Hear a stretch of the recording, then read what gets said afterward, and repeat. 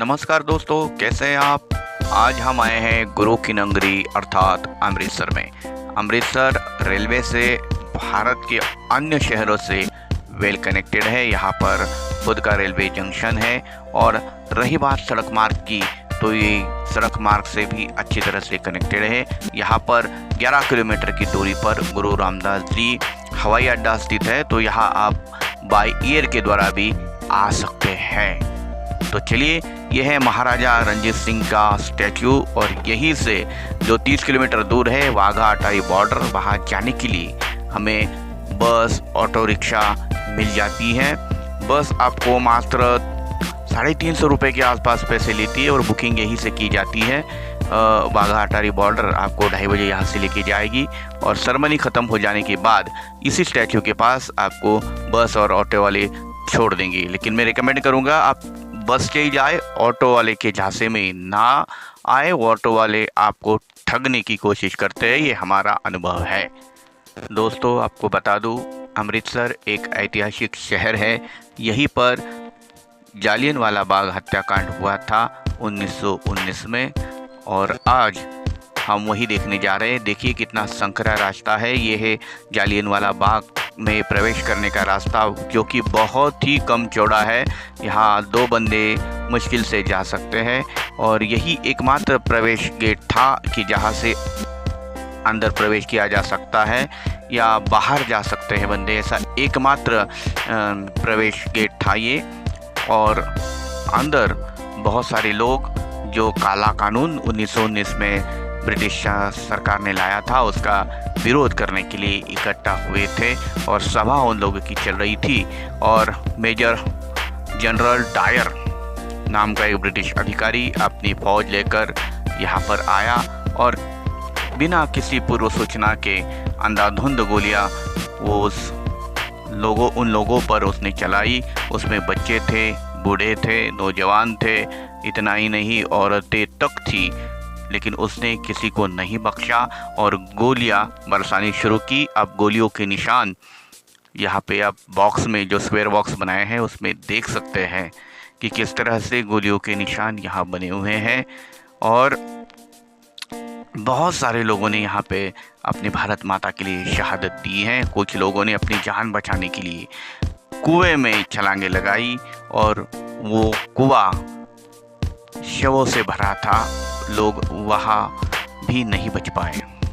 अमृतसर की जालियनवाला बाग देखने के बाद अब हम आए हैं दुर्गियाना मंदिर। यहाँ पे जूता उतारने के बाद हम अभी अंदर की तरफ चलते हैं। ये दुर्गियाना मंदिर है, बिल्कुल स्वर्ण मंदिर की तरह ही दिखाई देता है। एक सरोवर है, चारों तरफ पानी है और बीचों बीच ये दुर्गियाना जो मंदिर है ये बना हुआ है। यहाँ पे आते हैं तो दर्शन कर लीजिए। और साथ ही में यहाँ पर पास ही में बजरंगबली हनुमान जी का मंदिर बना है। माना जाता है कि राम के पुत्र लव और कुश इन दोनों ने हनुमान जी को यहीं पर बंदी बनाया था। यही वह जगह है। जब हम वाघा अटारी बॉर्डर जाते हैं तो रास्ते में ये पड़ता है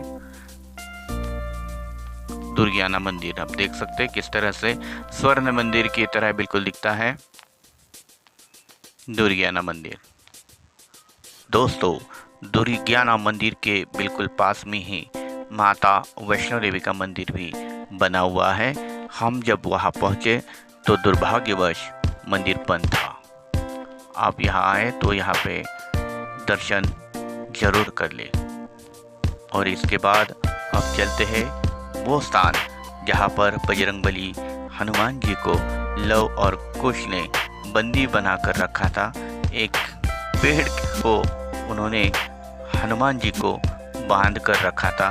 ये पेड़ आप अभी स्क्रीन पर देख सकते हैं। जय श्री राम, जय हनुमान। इन जगहों पर दर्शन करने के बाद अब हम चल पड़ रहे हैं अपनी अगले पड़ाव की तरफ, वाघा अटारी बॉर्डर। वहाँ पर वो जगह है जहाँ पर भारत और पाकिस्तान के बीच शाम 5 बजे लगभग संचलन होता है। गेट खोला जाता है, ध्वज उतारा जाता है, उसको सलामी दी जाती है और ये सेरेमनी देखने के लिए भारत की तरफ से, दोनों देशों की तरफ से लाखों की तादाद में लोग आ जाते हैं। आप देखिए ये सेरेमनी किस तरह से होती है। दोस्तों, मैं आपसे अनुरोध करूंगा कि आप कोशिश करें कि यहाँ जल्दी पहुँचने की, क्योंकि फर्स्ट कम फर्स्ट सर्व इस बेसिस पे यहाँ पे सीट अलॉट होती है। जो पहला आएगा उसे अच्छी जगह मिलेगी, देखने के लिए विजिबल मिलेगा। अगर आप यहाँ पहुँचने के लिए लेट करोगे तो पूरी सेरेमनी आपको खड़े होके यहाँ वहाँ झाँक के देखना पड़ेगा। तो चलिए देखते हैं सेरेमनी।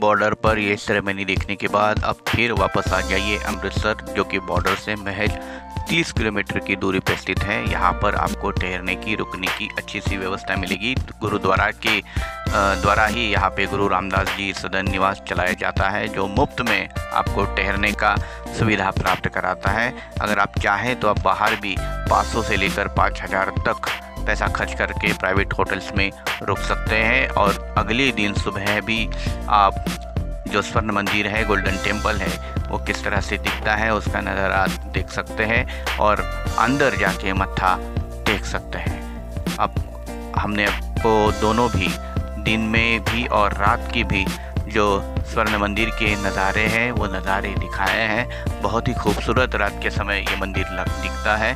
अब एक बार यहाँ पे ज़रूर विजिट करें और अपनी आँखों से वो चमचमाता मंदिर देखें। दोस्तों, यहाँ खाने पीने की चिंता करने की कोई बात नहीं है। यहाँ पर 24 घंटे लंगर चलता है। यहाँ आपको दाल, चावल, रोटी, खीर मिलती है और ये 24 घंटे चलता है। यहाँ आप भूखे नहीं रह सकते और इसका टेस्ट भी अवश्यम रहता है। हमने यहाँ पर लंगर का स्वाद चखा, जो बहुत अच्छा लगा।